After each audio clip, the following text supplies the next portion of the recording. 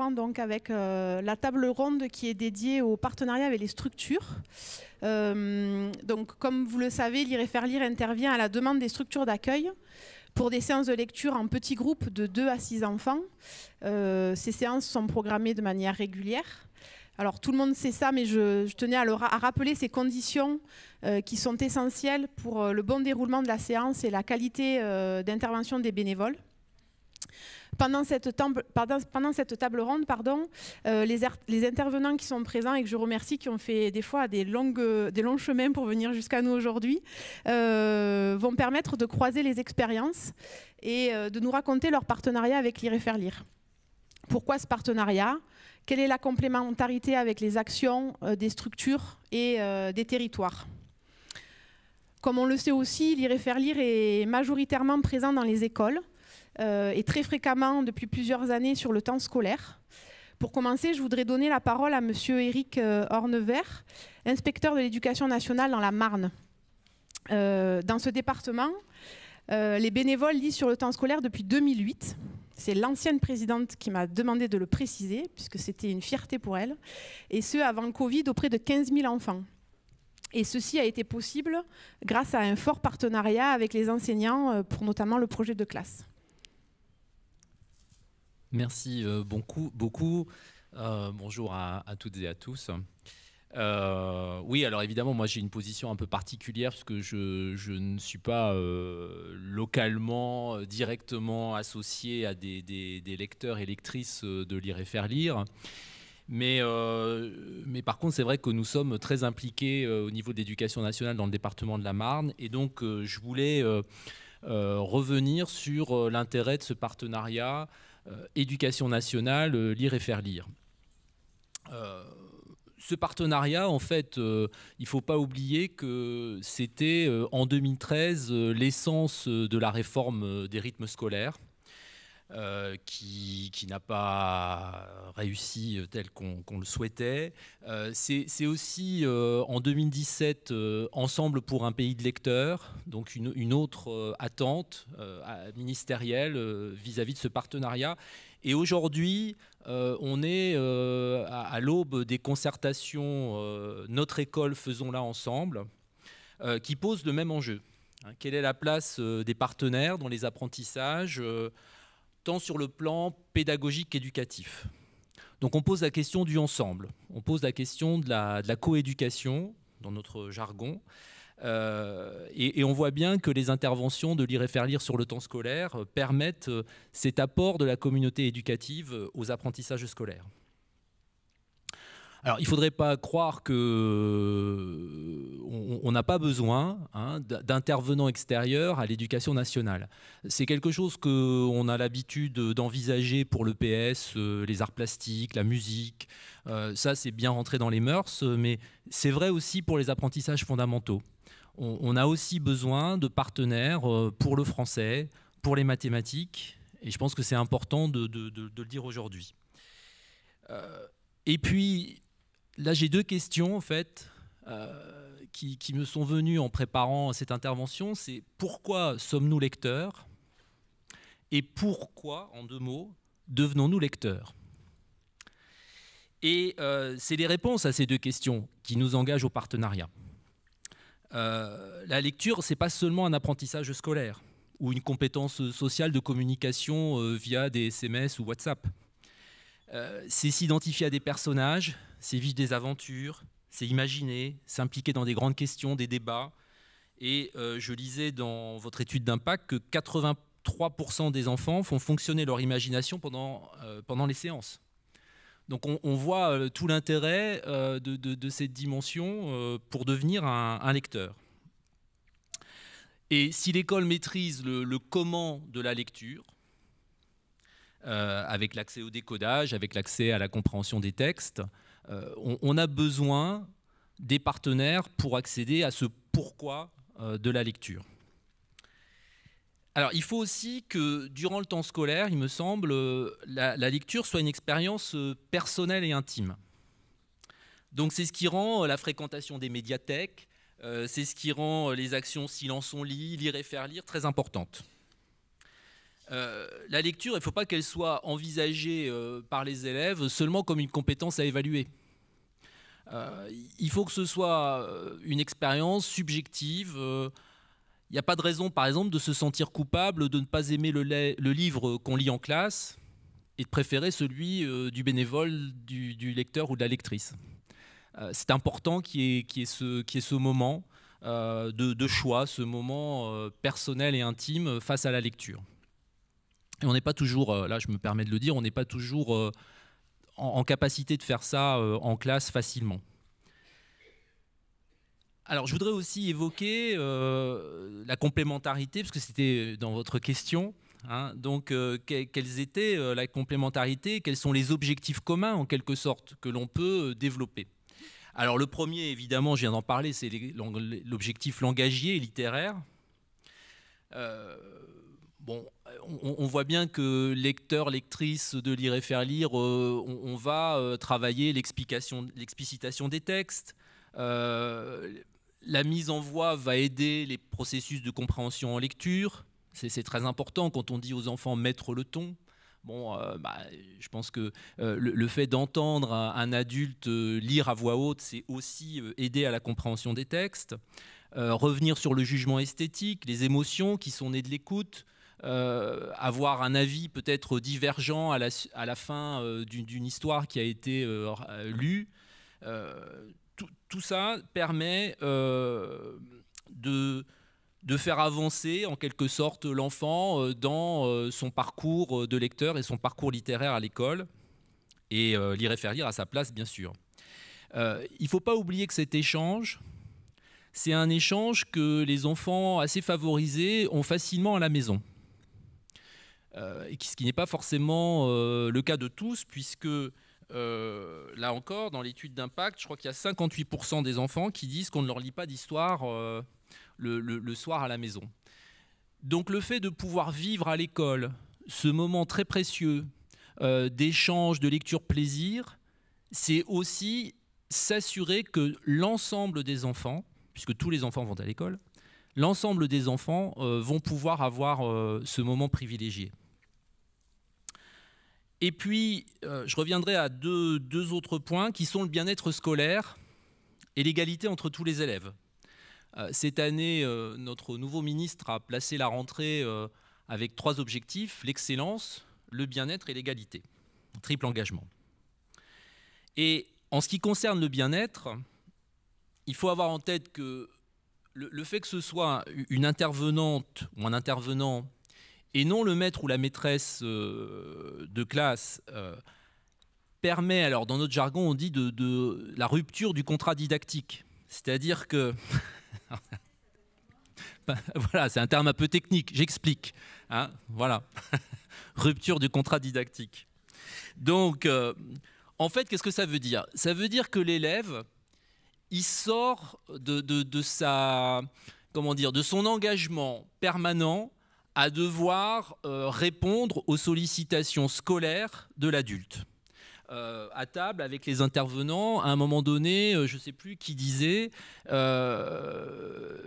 non, c'est vous qui en parliez, voilà, ça y est, je me souviens.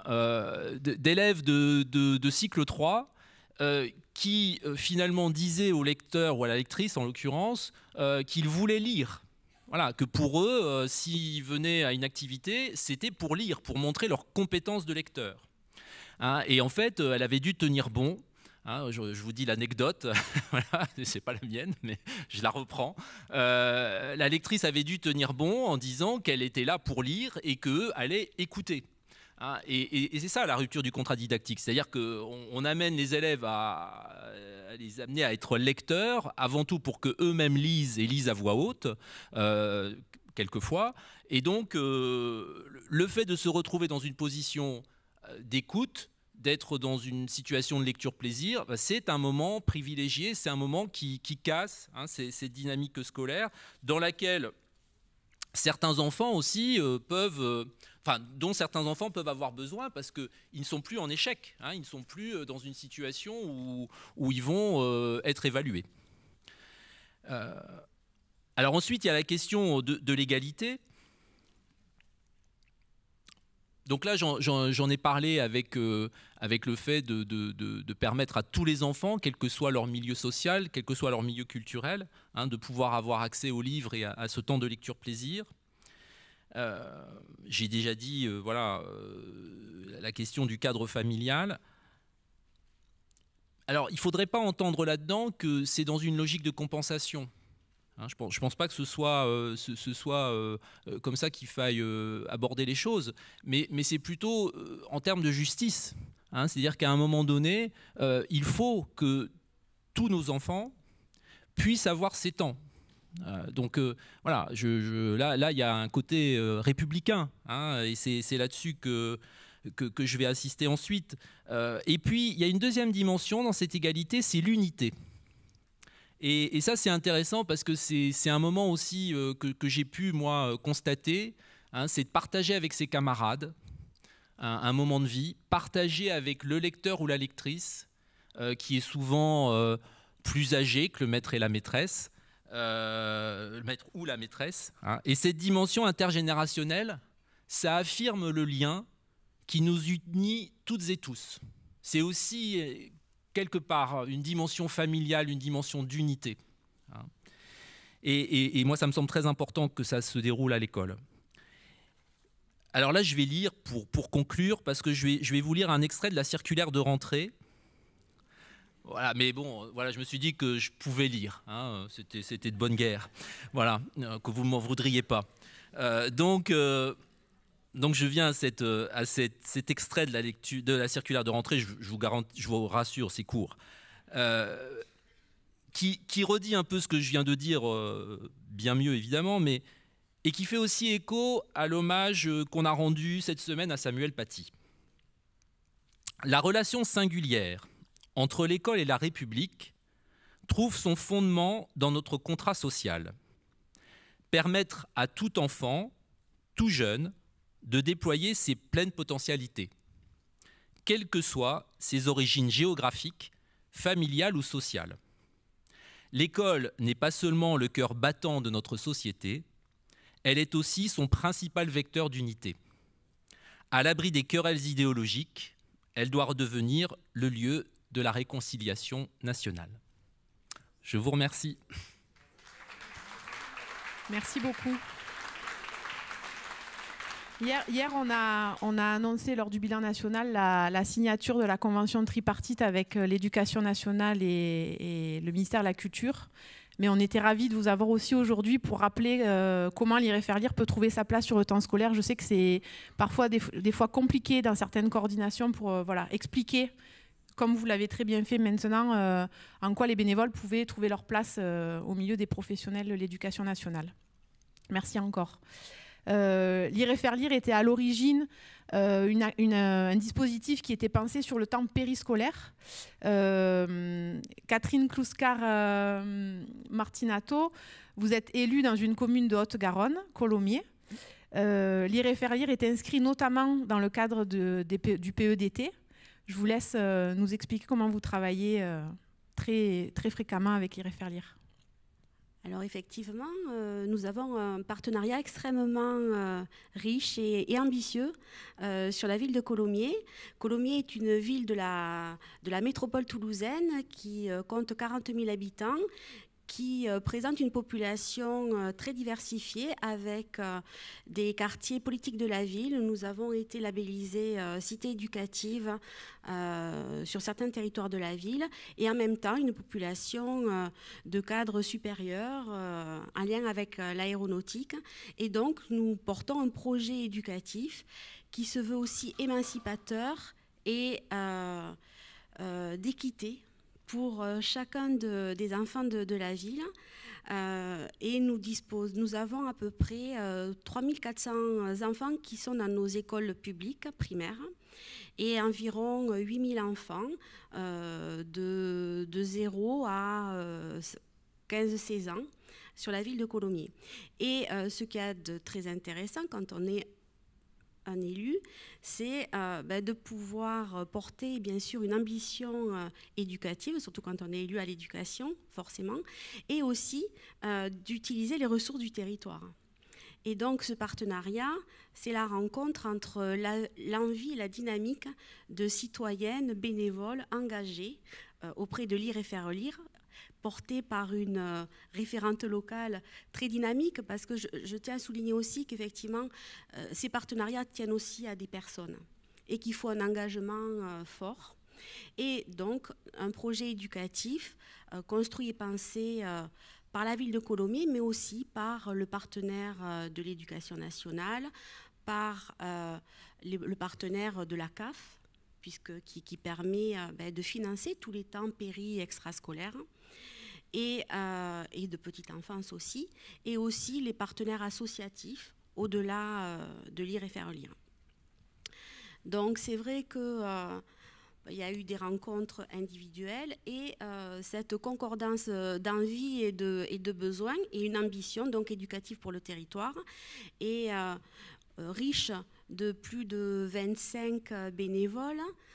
Lire et Faire Lire intervient de façon maintenant depuis plus de presque 10 ans, on va dire, sur l'ensemble des structures de la petite enfance jusqu'à 11 ans, donc en intervention sur les crèches publiques et privées de la ville de Colomiers, sur les réseaux d'assistantes maternelles aussi de la ville, sur toutes les structures périscolaires de la ville. Donc c'est un ensemble de 15 structures.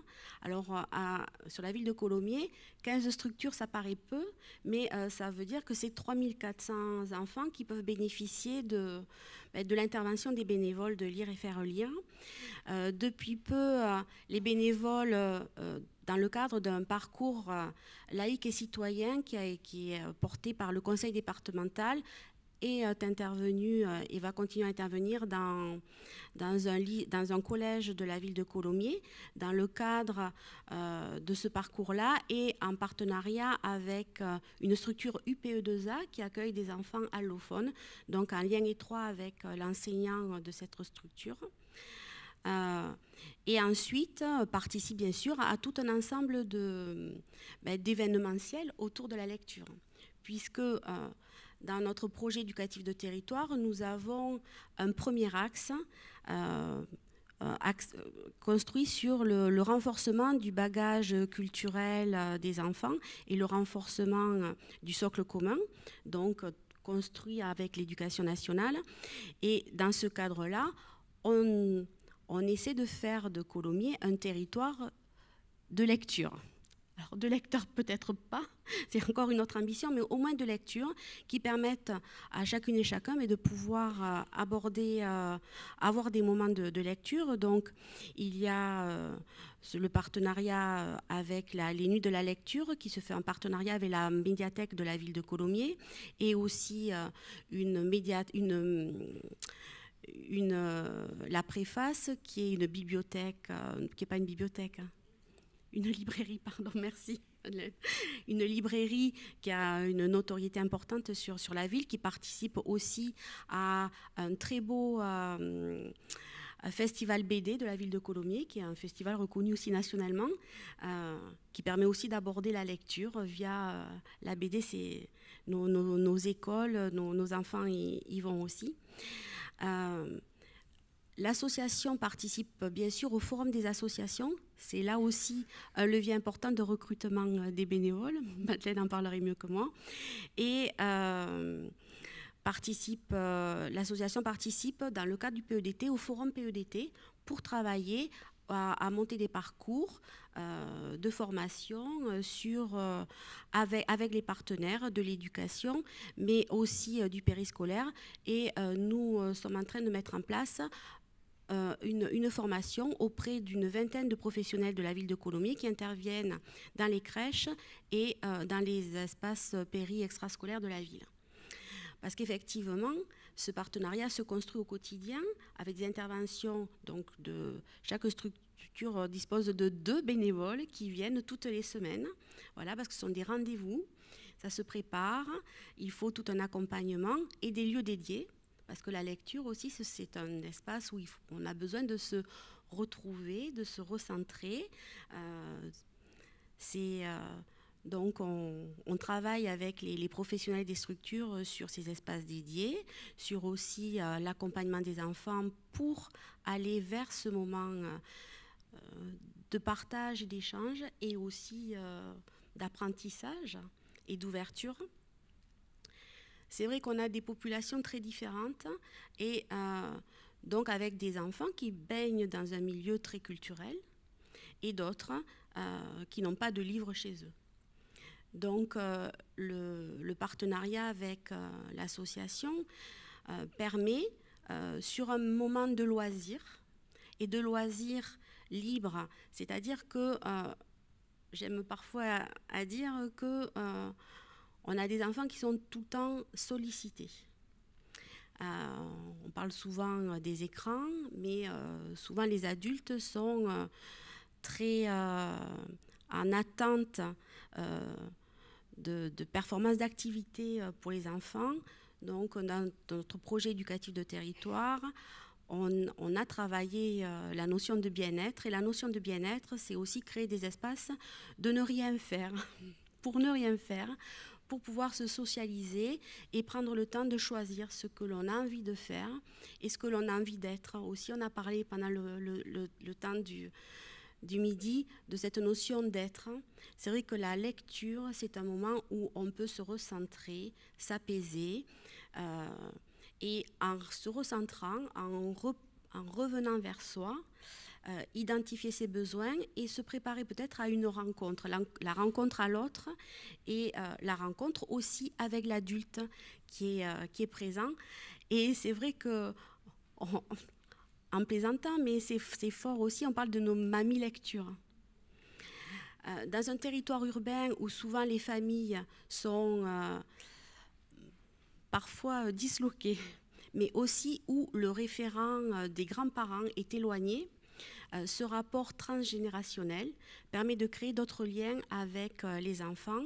Et c'est toujours très intéressant quand on va sur des moments péri- ou extrascolaires, les attentes des enfants qui identifient très bien la bénévole, qui identifie aussi quand elle est remplacée par une autre. Ce n'est pas Madeleine, voilà, des enfants, ah non mais c'est pas la même. Donc c'est vraiment un rendez-vous, une rencontre, il y a de l'émotion qui passe et bien sûr il y a tout le travail à faire pour aller à la rencontre des parents. Là on va à la rencontre des enfants, mais on travaille aussi, monsieur l'inspecteur le rappelait, le moment d'éducation sur le temps scolaire, sur les temps péri-extrascolaires, sur tous les temps de vie de l'enfant, sont portés par une communauté éducative. Et les parents, on a l'habitude de dire, sont les premiers acteurs de la coéducation de leur enfant, mais il faut le faire vivre.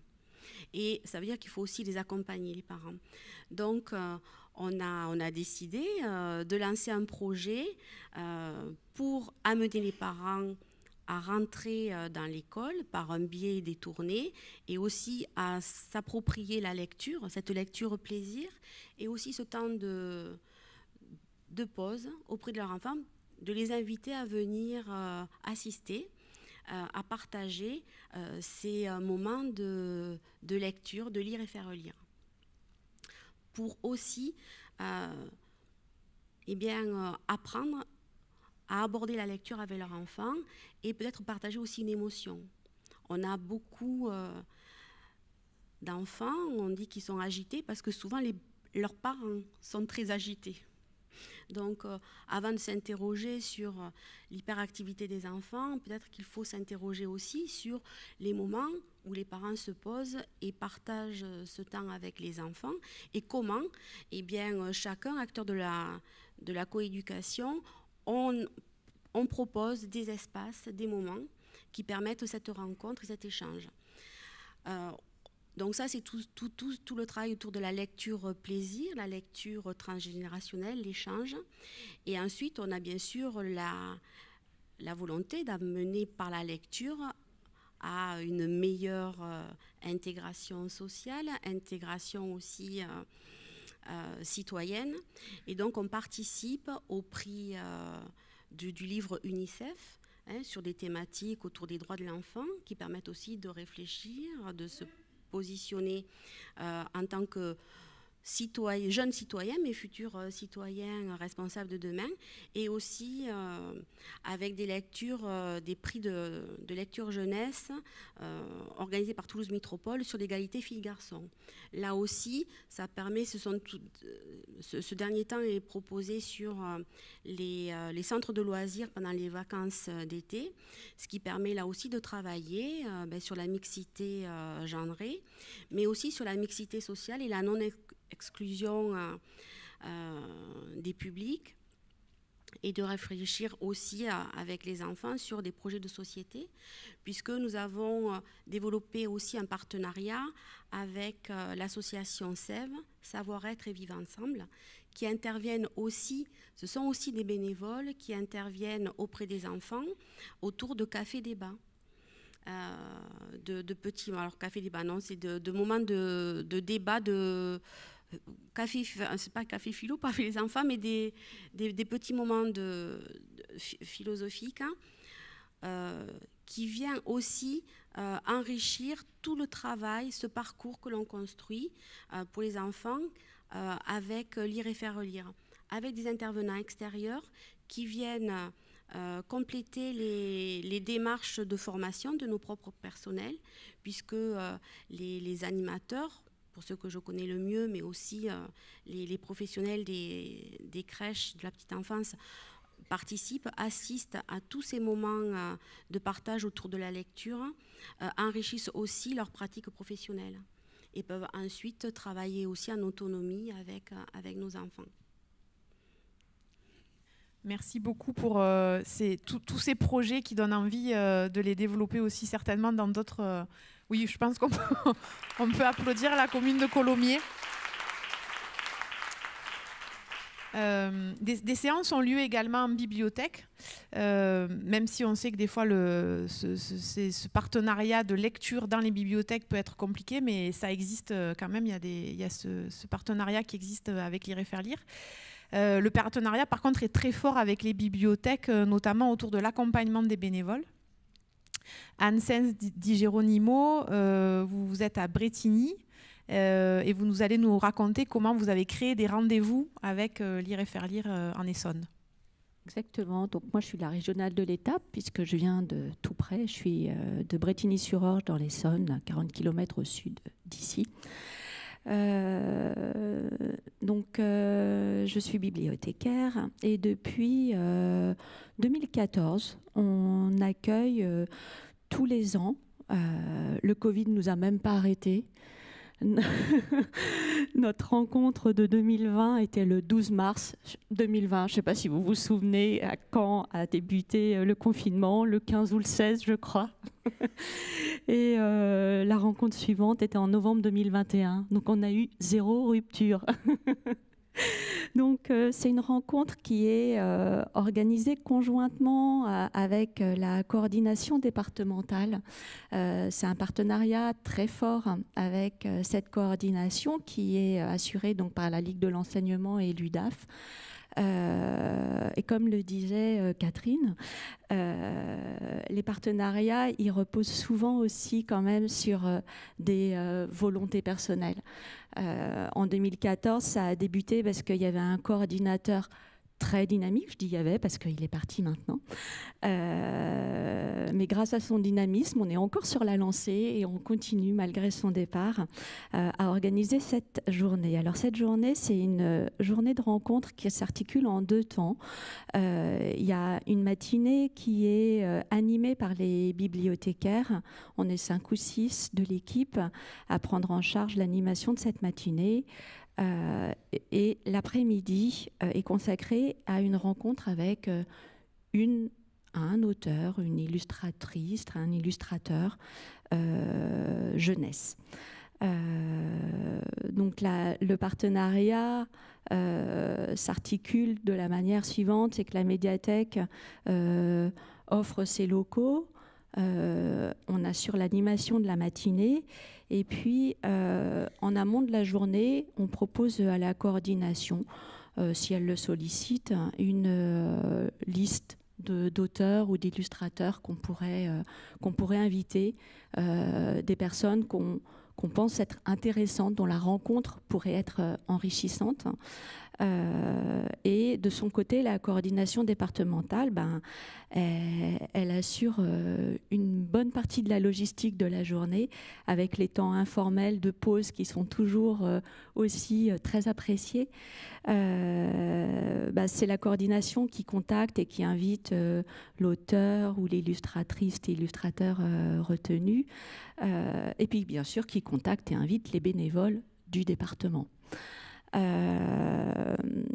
Je reviens sur l'organisation de la matinée. C'est toujours un temps aussi enrichissant dans les deux sens, aussi bien pour les bénévoles que pour les bibliothécaires. Nous, en tant que bibliothécaires, on est assez rarement en position de lecture à voix haute devant des adultes. On lit beaucoup régulièrement, on accueille des classes, on va dans les crèches, on va en PMI. On est très souvent en situation de lecture avec les enfants, mais pas toujours, beaucoup moins souvent envers les adultes. Et cette matinée-là, on va dire qu'elle nous pousse un petit peu dans nos retranchements. Ça ne veut pas dire qu'on fait n'importe quoi avec les enfants, hein, mais c'est que on se décale, on n'est pas sur la même position que d'habitude. Et je pense qu'on approfondit un petit peu plus notre choix déjà, qu'est-ce qu'on va choisir comme album à présenter. Et souvent, on réfléchit aussi, c'est-à-dire qu'on va faire part de nos expériences de lecture, parce que ce qui est aussi enrichissant, c'est de dire cet album-là, cet endroit-là, j'ai senti que je perdais les enfants. Est-ce que vous, donc on interroge aussi les bénévoles, est-ce que vous avez aussi des expériences où vous vous dites ça marche pas. Donc il y a cet échange-là qui est quand même très, très formateur, je pense, dans les deux sens. Et puis, il y a le temps de l'après-midi où on la rencontre avec l'auteur ou l'illustrateur, l'illustratrice qui sont là. Là, donc, on a eu 9 rencontres. On a reçu Isabelle Simler, que vous pouvez voir sur le diaporama, qui est sur la partie gauche. Donc en général, il y a un temps de présentation de leur travail, un temps d'échange avec les bénévoles qui les interrogent sur le processus de création, très souvent. Et il y a de temps en temps un deuxième temps qui est aussi, là on n'est plus dans l'écoute, on est dans le faire. Et donc Isabelle Simler, par exemple, avait proposé un atelier de dessin. Je ne sais pas si vous connaissez son œuvre, mais c'est des dessins d'une finesse incroyable. Quand on voit, elle a beaucoup dessiné des insectes, des petites bêtes, et à chaque fois on a l'impression qu'ils vont s'envoler de la page. Et ça a été un moment très fort parce que les bénévoles et les bibliothécaires, on y était aussi très contents d'y participer, ont été mis à la table, et elle nous a guidés pour faire aussi nos insectes à nous qui pouvaient s'envoler de la page. On a reçu aussi Julia Chausson. Vous pouvez voir les résultats de l'atelier gravure qu'elle a proposé. Pareil, on s'est dit, quand elle nous a proposé ça à la bibliothèque, on s'est dit, non mais sur une demi-heure, comment elle va nous apprendre à faire de la gravure? Eh bien si, elle a réussi à transmettre ça, et je pense que c'est important aussi d'avoir ces temps qui sont plus juste centrés sur le livre, sur la lecture, mais qui enrichissent cette pratique. C'est-à-dire que en décryptant, en allant dans la profondeur du travail de création, je pense que ça aide aussi au temps de transmission par la suite. Quand on a été en contact avec un auteur, avec sa manière de travailler, de créer, je pense qu'on transmet encore mieux sa création, donc les livres, dont on se fait les médiateurs. Voilà. Après, donc on est vraiment aussi la médiathèque en support. Comme le disait Cécile, on est là sur le plan de la formation. On parle beaucoup de formation tout au long de la vie. L'édition jeunesse, c'est un milieu qui est en perpétuelle évolution. Ce qu'il était il y a 40 ans n'est plus ce que c'est aujourd'hui. Et nous, bibliothécaires, ben, c'est un travail de tous les jours, la veille sur la littérature jeunesse. Et notre rôle, justement, pour les bénévoles, c'est vraiment aussi de transmettre, de donner, de partager ce travail de veille qu'on fait sur la littérature jeunesse et de faire découvrir, par exemple, Isabelle Simler, quand on l'a reçue, c'était il y a 7 ou 8 ans, elle était très très peu connue. Du coup, on a eu de la chance parce qu'on a pu facilement la voir. Je ne suis pas sûre que maintenant, on pourrait facilement l'inviter. Du coup, c'est vraiment sur ce temps de formation, de transmission qu'on se situe. Et puis, on est aussi, donc Brétigny-sur-Orge fait partie d'un réseau de médiathèques. On est 25 médiathèques sur un territoire qui englobe 220 000 habitants à peu près. Et donc, les bénévoles de l'association Lire et Faire Lire, en se présentant avec leur petite carte, le Sésame Lire et Faire Lire, ont une inscription gratuite à l'ensemble des 25 médiathèques du réseau. Et peuvent emprunter 60 livres pour 8 semaines. Donc, un bon stock de lecture sous le bras quand on vient dans les médiathèques du réseau de Cœur-d'Essonne. Je rajouterai pour terminer que cette journée de rencontre annuelle, elle est aussi importante pour les bénévoles parce que c'est un temps où elles retrouvent leur père. Et elles nous font souvent part, je dis elles parce que c'est souvent une majorité de femmes, de cette importance aussi de partager.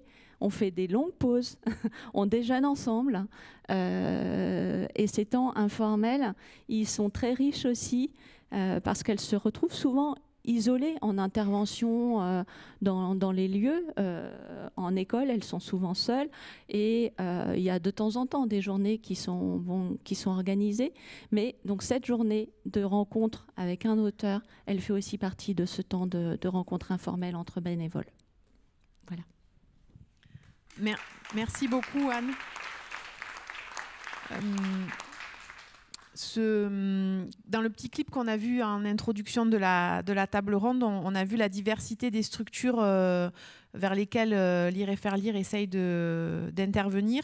Cette diversification des structures, elle existe depuis plusieurs années maintenant. L'idée, c'est toujours d'aller sur tous les temps de l'enfance, d'être présent dans des contextes parfois plus spécifiques de la vie des enfants ou des situations familiales. Nos deux derniers intervenants travaillent dans ces nouvelles structures d'accueil qu'on pourrait appeler comme ça entre guillemets, vers lesquelles Lire et Faire Lire va de plus en plus ou essaye d'aller ou va essayer d'aller dans les prochaines années. David Gall, pourquoi Lire et Faire Lire intervient dans le centre social et culturel que vous dirigez? Parce que c'est chouette de venir travailler dans un centre social et culturel.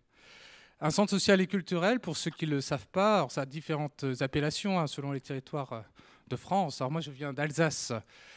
Et on a coutume de dire que hors d'Alsace, c'est la France de l'intérieur. On peut appeler ça MJC, on peut appeler ça maison citoyenne, mais ça révèle en fait un dynamisme local beaucoup plus important. C'est-à-dire que c'est les structures de lien social. Ce matin, vous avez vu aussi l'UNAF, qui lançait cet appel à Lire et Faire Lire. Finalement, le milieu scolaire, c'est bien. Monsieur l'inspecteur, je ne voudrais pas vous... ne le prenez pas mal, mais l'école, c'est bien. Aller dans les lieux de vie, dans les quartiers populaires, en ruralité, c'est aussi un enjeu fort pour la transmission de la lecture, lecture savoir et lecture plaisir.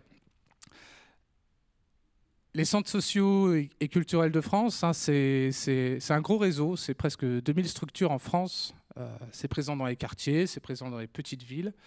Je le disais, c'est des lieux d'accueil, notamment des lieux d'accueil des opportunités. Alors pourquoi Lire et faire lire vient dans un centre social et culturel? C'est qu'à un moment donné, il y a une rencontre qui se fait. Vous l'avez dit aussi, hein, c'est souvent de l'interpersonnel, d'un bénévole qui vient, qui toque à la porte et qui dit bah, « moi je fais partie de cette association, on fait ça, etc. » Et a priori, tous les directeurs ne sont pas là ou les directrices ne sont pas là, mais généralement, quand on est directeur d'une structure comme ça, on accueille l'opportunité. On se dit comment ça vient compléter finalement déjà le travail qu'on mène auprès de nos publics.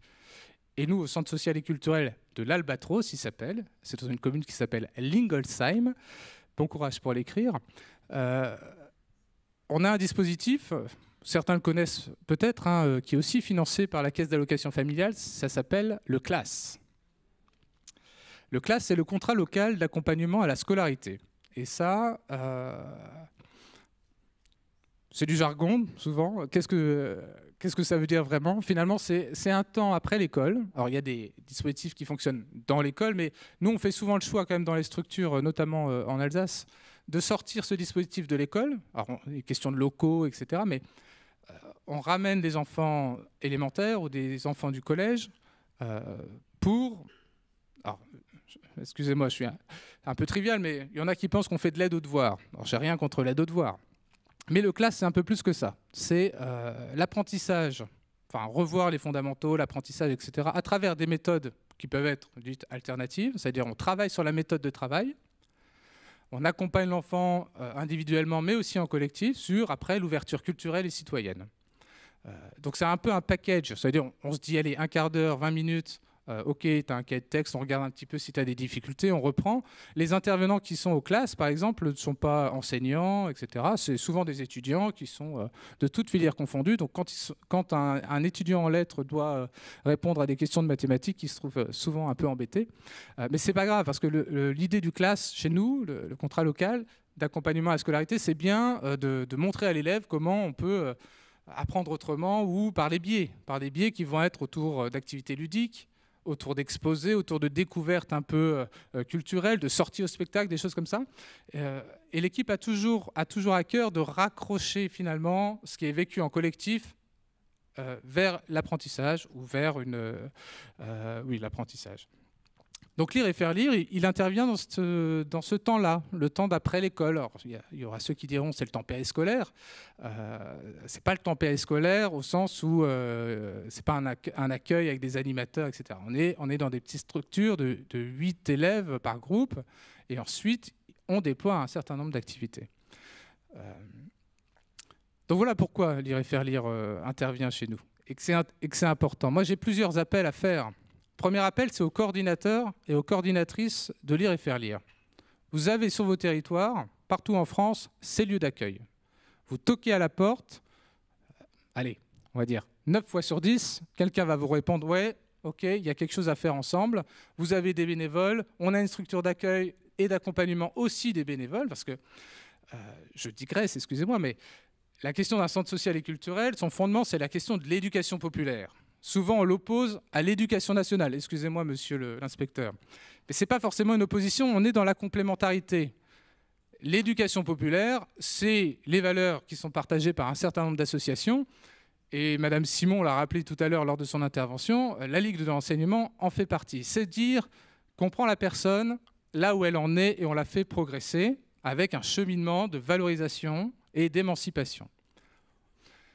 Donc, encore une fois, ce n'est pas l'idée d'opposer éducation nationale et éducation populaire, mais il y a quelque chose moi, c'est peut-être à titre personnel qui m'insupporte, c'est dans nos milieux associatifs, c'est l'aspect descendant des choses. C'est-à-dire qu'on va aller chercher la personne là où elle est, et puis surtout je vais lui dire comment faire, et puis c'est presque moi-même, avec mes petits bras, qui vais l'élever. Nous, ce qu'on cherche à faire, c'est finalement prendre la personne, ok, la faire conscientiser de là où elle en est. Alors ça vaut pour les adultes, pour les jeunes, pour les enfants, lui montrer où est-ce qu'elle en est, complexifier un peu sa pensée sur l'environnement qui l'entoure, les relations sociales, sur sa relation à l'autre, à l'enseignant, à l'adulte, quand on parle des enfants. Donc vraiment le recontextualiser, lui faire prendre conscience de ce qu'il est, et ensuite lui donner des clés de cheminement individuel. Et ça, c'est là où la batterie de choses à faire en termes d'éducation populaire, elle est énorme, elle est infinie, parce que la question de la réponse aux besoins d'un enfant, d'un jeune, d'un adulte, ça peut être plein de choses à la fois. Et la question de la lecture, elle vient à un moment donné répondre à ça. Et donc nous, on le voit aussi au centre social et culturel, c'est-à-dire, on en parlait ce matin, la question de la bulle qu'on vit en milieu scolaire. Et bien nous, c'est exactement pareil. Il faut s'imaginer des enfants après l'école qui viennent dans un autre collectif avec d'autres personnes, etc. On leur a demandé déjà beaucoup dans la journée. On sait que cette bulle lire et faire lire, elle est précieuse, appréciée et appréciable. Donc je vous ai dit, j'avais 3 appels. Un appel pour les coordinateurs, coordinatrices. Allez vers les structures d'animation de la vie locale sur vos territoires. Poussez la porte, demandez des rendez-vous. Il y en a qui... Vous pouvez défoncer les portes, des fois, il faut peut-être y aller un peu plus fort, mais a priori, vous aurez des réponses. Vous aurez les acteurs du lien social qui sont là pour accueillir les initiatives des uns et des autres, et je pense que Lire et faire lire doit être un des partenaires, un des leviers aussi pour les centres sociaux, en termes de déploiement, de structuration des partenariats sur un territoire. Il faut là-dessus, il y a une question de mutualisation, de mettre les forces en commun, ça sera l'objet de mon 3e appel. 2e appel, c'est vers les bénévoles de Lire et faire lire. Le parcours bénévole, il est toujours assez complexe. Je suis certain que parmi vous, il y en a qui ont des casquettes multiples. Je ne prendrai pas en exemple ma présidente qui est ici présente, mais qui est aussi bénévole de Lire et faire lire. Et c'est elle, finalement, qui a aussi donné la clé, l'approche vers le centre social en disant « on travaille à l'école ». Pourquoi on ne viendrait pas travailler au centre social? Enfin, travailler au sens où, pourquoi on ne viendrait pas faire notre activité ici aussi? Les bénévoles, on le sait tous, c'est une richesse pour nos associations. Donc il y a toujours ce côté, il faut qu'on les cajole, enfin on essaye de leur rendre la vie facile, agréable, que leur engagement ait du sens, qu'ils soient valorisés dans ce qu'ils font, ça c'est hyper important. Et puis il y a aussi la formation, vous l'avez évoqué, le partage de valeurs au sein de nos associations. Et les bénévoles ont aussi leur place. L'éducation populaire, ce n'est pas un truc de jeunes. L'éducation populaire, c'est un truc pour tout le monde, pour tout citoyen, pour tout habitant, quartier, pas quartier, ruralité, pas ruralité. L'éducation populaire, elle doit aussi permettre de nourrir les parcours de bénévoles. Et en tant que bénévole de Lire et faire lire, vous avez aussi vos places. Alors, je parle pour les centres sociaux et culturels, le centre social. Vous avez votre place aussi à participer à ces énergies, aux méthodes d'éducation populaire qui permettent aussi à vous de vous... ce n'est pas une question de remise en question permanente, mais en tout cas de cheminer, de faire des cheminements aussi sur les populations que vous accueillez, de faire de l'analyse de la pratique, c'est un jargon un petit peu de l'action sociale, mais en tout cas, vous avez aussi votre place pour re-questionner le fonctionnement des associations, votre place, et d'interagir entre vous pour partager tout ça. Je sais que vous êtes beaucoup à le faire, mais je relance cet appel, vous avez toute votre place au niveau des centres socioculturels. 3e appel, c'est au niveau des financeurs, je me permets quand même, parce que oui, évidemment qu'il y a un soutien fort, on l'a entendu ce matin, la CNAF, le ministère de la Culture soutient, et c'est très bien, mais il ne faut pas, il faut encore aller au charbon, et les collectivités locales, Madame l'adjoint, il faut y aller encore. Ça veut dire que vous êtes une mission d'utilité publique, vous êtes quasiment un service public à vous tout seul, sur la question de la lecture. Et ça, il faut le revendiquer encore plus fort. Les structures de l'éducation populaire, de l'ESS, la Ligue d'enseignement doivent toujours se mobiliser pour faire valoir la plus-value associative dans ce champ-là, dans le champ de la lecture notamment, si c'est le sujet qui nous intéresse, évidemment plus largement sur d'autres sujets. Mais il y a aussi là, au niveau de nos structures, des interpellations à faire régulièrement sur les financeurs pour qu'ils valorisent amplement, et vous savez combien de temps ça prend aux coordinateurs régionaux, départementaux.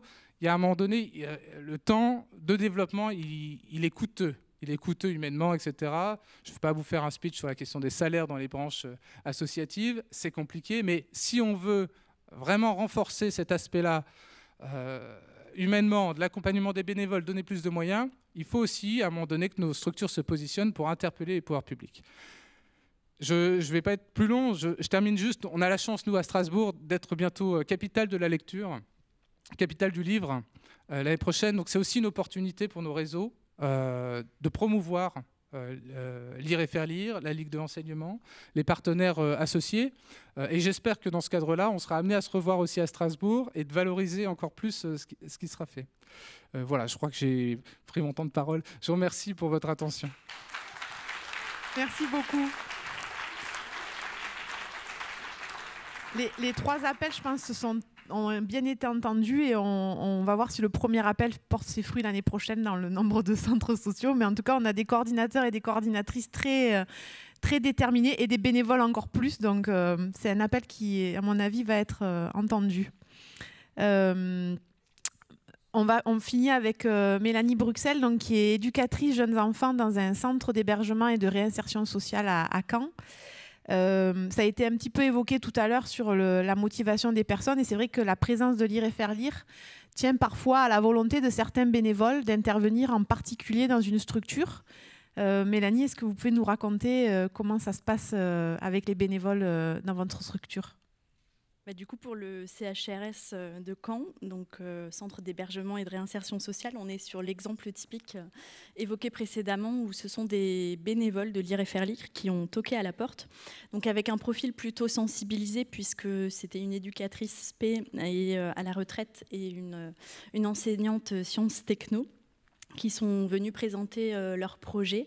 Et il y a un an, quand elles ont démarché, si je peux utiliser ce terme, l'association, on avait à l'époque une éducatrice jeunes enfants qui était très sensibilisée à la lecture et au livre comme support de découverte de soi et comme support pour répondre à un besoin de comprendre ses émotions et de partir à leur découverte au-delà de l'imaginaire que ça pouvait donner. Et à ce moment-là, ce qui s'est posé, c'est que donc il y a bien eu une convention qui a été signée pour 3 ans entre Lire et faire lire et l'association, mais l'éducatrice jeunes enfants qui était en place à ce moment-là était la seule porteuse vraiment du projet au niveau de l'équipe. Et il s'avère que le centre de réinsertion sociale a un pôle d'accompagnement de réinsertion sociale et en face, un autre centre de réinsertion sociale avec une approche d'hébergement d'urgence. Donc les accueils de public sont un peu différents. On n'est que sur des femmes avec des enfants, puisqu'on accueille spécifiquement des femmes violentées, donc avec des parcours de vie souvent traumatiques et très particuliers. Une population étrangère dans 75% des cas, avec une grosse précarité. Et donc cette éducatrice jeunes enfants est partie et puis pendant 5 mois à peu près, la structure s'est retrouvée sans éducatrice jeunes enfants à mi-temps, qui plus est, ça vient ajouter dans les problématiques d'accompagnement et de lien avec cet atelier et avec Lire et faire lire. Donc c'est les collègues qui n'étaient pas particulièrement impliqués dans le projet par manque de temps. Et du coup, on s'est retrouvés avec deux bénévoles, Mimi et Brigitte, que je remercie d'ailleurs, qui ont voulu maintenir cet atelier, qui ont continué d'intervenir, sachant qu'on est sur un public qu'il faut mobiliser, qu'il est parfois difficile de mobiliser, qu'il faut remobiliser à chaque instant présent, même si l'atelier se présente de façon hebdomadaire. On était sur un atelier un mercredi à 17h, souvent c'était la journée des sorties extrascolaires, il y avait toute une problématique qui devenait difficilement gérable. Et donc quand je suis arrivée, initialement, avant d'être dans le milieu social et l'accompagnement de l'enfant, j'étais issue du milieu culturel professionnellement. Et donc, du coup, on a pu remettre en place cette dynamique. Et l'objectif premier, je dirais que c'était vraiment de sensibiliser ce public, à la fois maman-enfant. Donc là, on est vraiment sur des ateliers où on n'a pas que les enfants. On a aussi les mamans, on a Alors c'est très aléatoire en termes de nombre de personnes, y compris en termes d'âge. On va avoir des enfants de, j'ai envie de dire, presque 0 à 12-13 ans sur 1 heure, donc avec des capacités d'attention qui sont différentes, avec des capacités de lecture qui sont différentes, avec tout ce que ça implique en termes de différence de développement de l'enfant. Ça fait partie des choses auxquelles maintenant on commence à avoir du recul et on va mettre des choses en place différemment. Mais en tout cas, le but premier, quel que soit l'âge, c'était de favoriser la lecture et surtout de rendre le livre comme un objet du quotidien, un objet banal, le banaliser et pas le rendre et lui enlever ce caractère inaccessible qu'il pouvait avoir pour le public accueilli. Et du coup, faire de l'extraordinaire, j'ai envie de dire, avec un moment qui était plaisir. Évidemment, dans le public qu'on accueille, on a beaucoup de cas de protection de la petite enfance. Et donc, en tant qu'éducatrice jeunes enfants, je viens travailler le lien mère-enfant, qui est souvent discontinu, parfois inexistant. Et donc, à travers le livre, à travers le moment plaisir, à travers l'envie aussi des mamans comme des enfants d'être là. Le but, c'est pas de recréer un cadre rigide. On vient alimenter, on vient nourrir le lien mère-enfant et l'idée, c'est que l'enfant comme la maman puisse y trouver un moment de partage de qualité. Et qu'il puisse, dans cette diade, le reproduire aussi dans des temps plus personnels, après, dans leur chambre ou dans leurs appartements pour les mamans qui sont en autonomie dans des logements extérieurs au foyer. Le support aussi, il est très intéressant, le support du livre et de l'histoire, parce que pour ces enfants, ça permet en fait de créer des temps de parole sur les traumas qu'ils ont pu vivre et sur leurs expériences, et du coup de mettre des mots sur leurs émotions.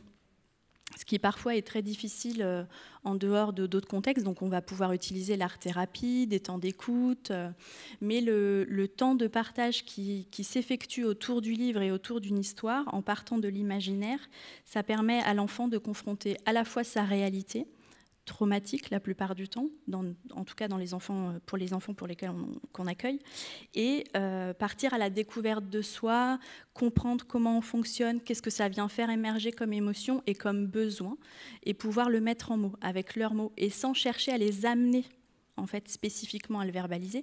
Ils le font d'eux-mêmes parce que l'histoire vient leur rappeler un contexte ou un moment particulier, et ils vont pouvoir déverrouiller, en fait.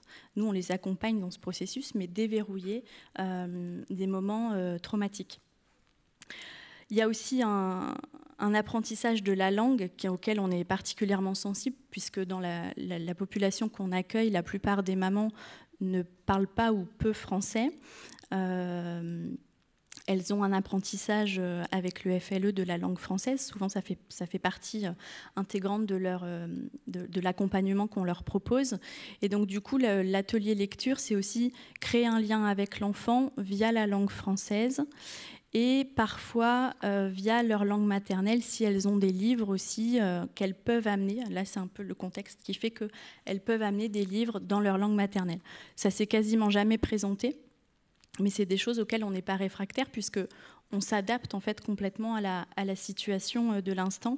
Et pour le coup, on n'a pas toujours la bénévole qui lit. Alors, elle lit un livre dans le cadre d'une lecture individualisée, mais on peut être dans un cadre où on va avoir un plus grand qui va lire à un plus petit, ou une maman qui va lire à une autre maman parce que la maman sait lire en français et que l'autre maman est en plein apprentissage et qu'elle ne sait pas lire français, ou qu'elle apprend à lire français et que du coup elle se met aussi à lire le livre. Et on a une synergie qui se crée comme ça, à la fois intergénérationnelle, mais qui sort d'un contexte spécifique où l'intervenant vient simplement pour lire. Il y a tout un échange et un partage qui se crée autour du moment. Et ça permet de créer un lien de confiance à la fois entre les bénévoles, mais aussi entre les mamans qui habitent sur le foyer tout ensemble. Et ça sort de l'attente qu'on peut avoir d'elles en termes d'objectifs, que ce soit parental ou administratif ou social.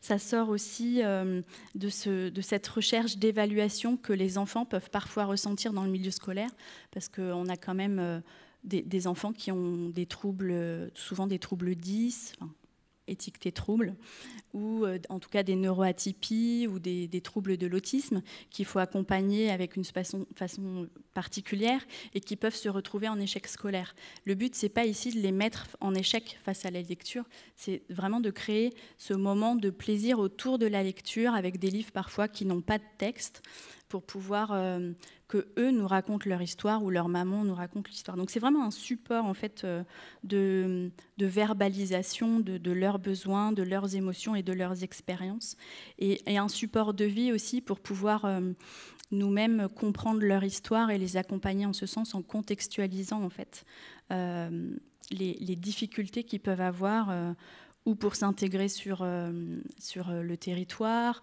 ou pour les enfants pour s'intégrer à l'école, ou mettre en exergue en fait les difficultés auxquelles ils peuvent être confrontés. On est aussi sur un public pour la plupart étrangers, donc qui n'a pas ou peu de familles sur le territoire. Et donc on retrouve aussi cette question de transgénérationnalité qui était abordée tout à l'heure, où les bénévoles peuvent être vus comme des mamies, qui ne sont pas accessibles en fait. Parfois même certains enfants ne connaissent pas en fait leurs grands-parents, non pas parce qu'ils ne sont plus là, mais parce qu'ils sont dans un autre pays, et que ça a créé ce lien en fait transgénérationnel où le savoir est communiqué de façon très différente qu'avec une approche verticale comme on peut l'avoir à l'école ou parfois même sur le collectif. Et les bénévoles nous accompagnent aussi à la fois dans le choix des livres en fonction de l'âge, mais aussi sur les thématiques abordées. Parce que comme on est avec un public où le père est souvent absent, difficile d'aborder un livre qui va parler du papa, par exemple. Et donc tout ce travail de choix en amont se fait par les bénévoles qui interviennent, et qui nous permettent aussi une ouverture sur l'extérieur, puisque maintenant on fait le choix d'amener les mamans une fois par mois avec leurs enfants sur les structures culturelles, donc je pense aux bibliothèques et aux médiathèques de quartier, pour qu'en fait les enfants puissent rentrer dans une action, une autonomisation d'emprunter eux-mêmes le livre. On choisit le livre avec les bénévoles, avec les bibliothécaires, et ils l'empruntent et ils doivent le ramener. C'est l'autonomisation, c'est les amener aussi à utiliser les structures culturelles, parce qu'on se rend compte que c'est une réelle difficulté pour ce public, et que en fait, on intervient en béquille un instant T quand ils sont dans le foyer, et quand on continue de les accompagner parce qu'ils sont dans ce qu'on appelle des logements diffus, qui en fait sont des logements en dehors du foyer, mais auxquels ils sont toujours rattachés pour l'accompagnement parental et administratif.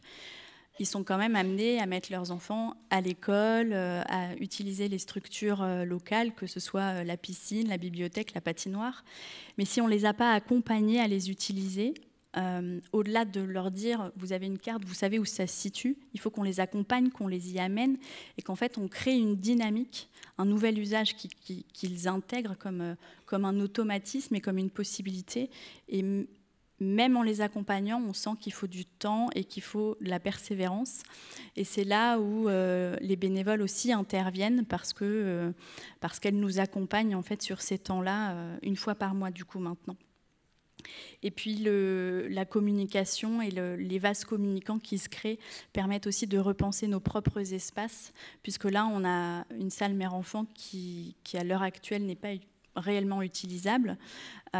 Donc du coup on a réimaginé l'espace en fonction de cette convention et de cet atelier qui intervient toutes les semaines, pour avoir un espace lecture dédié où l'enfant n'est pas happé par tout ce qui se passe autour, et où il puisse se concentrer sur le livre et sur le support du livre, sans papillonner en fait sur tout ce qui peut être proposé aux alentours.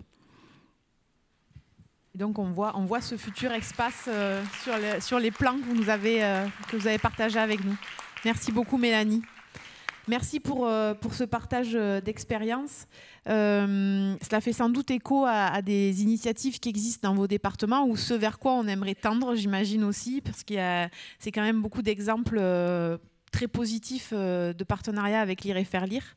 Ce que je voulais souligner en conclusion, c'est ce qui est ressorti un peu de nos échanges préparatoires, c'est cette idée de volonté personnelle et de concertation aussi pour co-construire, ce mot qu'on utilise très souvent mais qui des fois manque pour mettre à bien les projets.